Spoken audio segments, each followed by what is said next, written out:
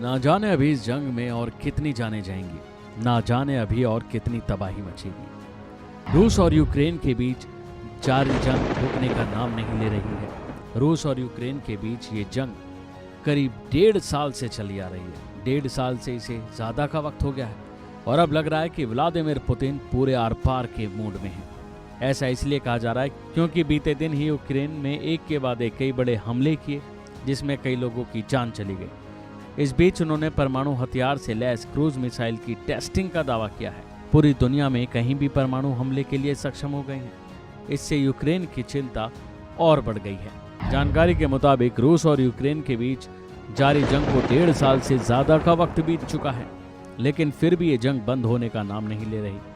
रूस ने एक बार फिर यूक्रेन पर जोरदार हमला किया है। गुरुवार को हुए इस हमले में 6 साल के मासूम सहित कम से कम 49 लोगों की जान चली गई है। रूस अधिकारियों के मुताबिक रूस ने यूक्रेन के कई इलाकों को निशाना बनाते हुए ड्रोन हमले भी किए हैं। इस मसले को लेकर यूक्रेनी अधिकारियों का कहना है कि खार्किव के पूर्वी क्षेत्र में एक किराने की दुकान और एक कैफे पर ये हमले हुए हैं। यूक्रेन के राष्ट्रपति व्लादिमीर जेलेंस्की ने कहा है कि हमला रूस की सीमा से लगे युद्धग्रस्त क्षेत्र के कुप्यांस्क जिले में हुआ, जहां मॉस्को की सेना पिछले साल यूक्रेनी सैनिकों के हाथों खोए हुए क्षेत्र को फिर से हासिल करने की कोशिश कर रही है। अब जो रूस को लेकर खबर आ रही है वो ये है कि रूस ने परमाणु हथियार से लैस क्रूज मिसाइल की टेस्टिंग की है। ये एक फाइनल टेस्ट था, जिससे लग रहा है कि रूस अब इस बार जंग को फाइनल करने की तैयारी में है।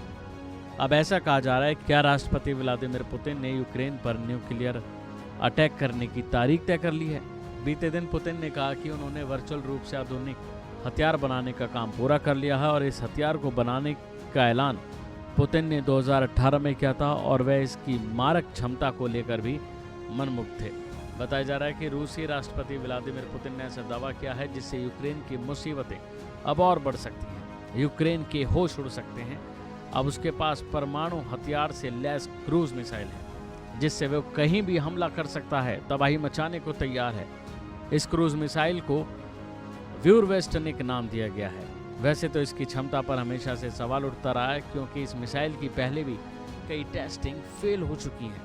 व्लादिमीर पुतिन के हाथों में जल्द ही इंटरकॉन्टिनेंटल बैलिस्टिक मिसाइल भी होंगी। उन्होंने बताया कि सम्राट नाम के बैलिस्टिक मिसाइल का काम लगभग पूरा हो चुका है।